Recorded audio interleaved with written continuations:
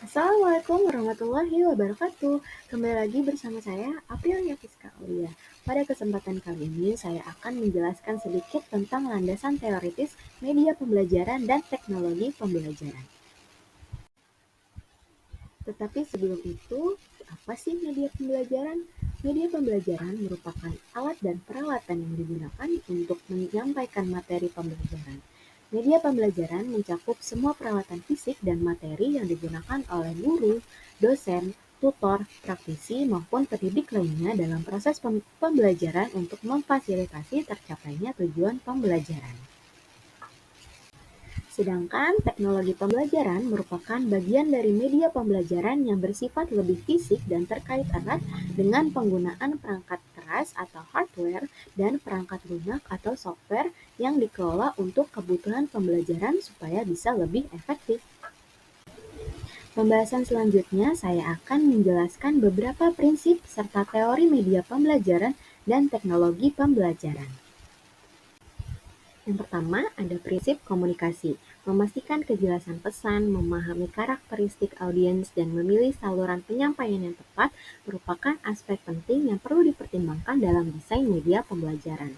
Prinsip-prinsip komunikasi memainkan peran penting dalam teori media pembelajaran, memandu desain, penyampaian, dan efektivitas materi pendidikan. Prinsip ini mencakup berbagai aspek seperti penyampaian pesan, mekanisme umpan balik, dan faktor kontekstual yang membentuk pengalaman belajar. Yang kedua, teori beban kognitif. Teori ini menawarkan wawasan berharga tentang bagaimana media pembelajaran dapat dioptimalkan untuk terus mendukung pembelajaran yang efektif. Dengan memahami keterbatasan memori kerja dan jenis beban kognitif, pendidik dapat merancang bahan ajar yang dapat memfasilitasi pemahaman bermakna bagi peserta didik. Yang ketiga, lingkungan pembelajaran konstruktivis. Lingkungan pembelajaran konstruktivis menawarkan kerangka kerja yang kuat untuk terus merancang media pembelajaran yang mendorong keterlibatan aktif, pembelajaran bermakna, dan juga transparansi pengetahuan. Dengan menganut prinsip konstruktivis dan merancang pengalaman belajar yang terus mengutamakan eksplorasi, scaffolding, dan juga tugas otentik, media pembelajaran dapat terus memberdayakan peserta didik untuk membangun pemahaman dan juga menjadi peserta didik yang aktif dalam proses pembelajaran.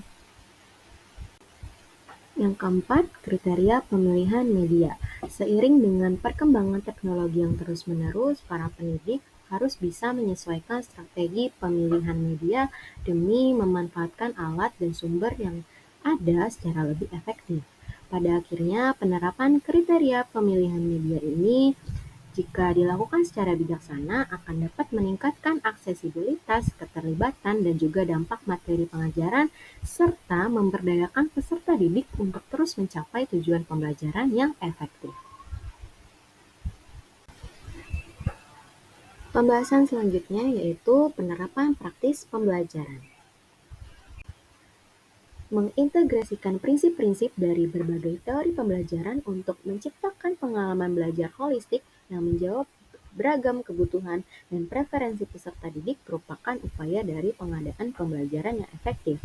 Dengan menggabungkan prinsip-prinsip behavioris, kognitif, konstruktivis, dan konektivis, pendidik dapat merancang materi pengajaran yang melibatkan peserta didik, memfasilitasi pemahaman mendalam, dan juga mendorong pembelajaran seumur hidup.